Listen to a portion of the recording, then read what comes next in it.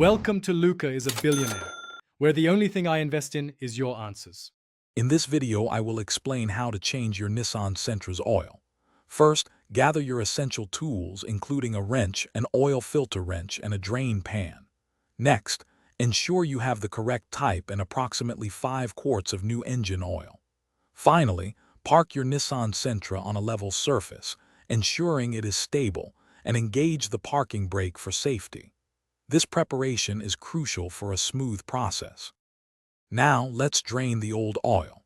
Locate the oil drain plug, typically found at the bottom of the oil pan underneath your vehicle.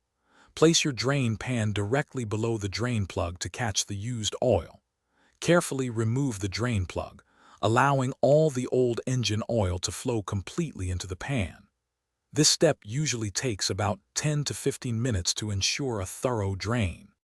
With the old oil drained, it's time to replace the filter. Locate and remove the old oil filter, often requiring an oil filter wrench. Before installing the new filter, apply a thin layer of new engine oil to its rubber gasket. This helps create a good seal. Hand tighten the new oil filter until it is snug, then give it an additional 3/4 of a turn for a secure fit. Finally, let's add the fresh oil. Replace the drain plug and tighten it securely to prevent any leaks. Now, pour the recommended amount of new engine oil, typically around 4 to 5 quarts, into the engine's oil fill port. Start your engine and let it run for about 1 minute, then check for any leaks.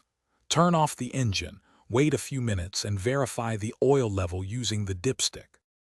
Thanks for watching and please subscribe. It's the best investment you'll ever make.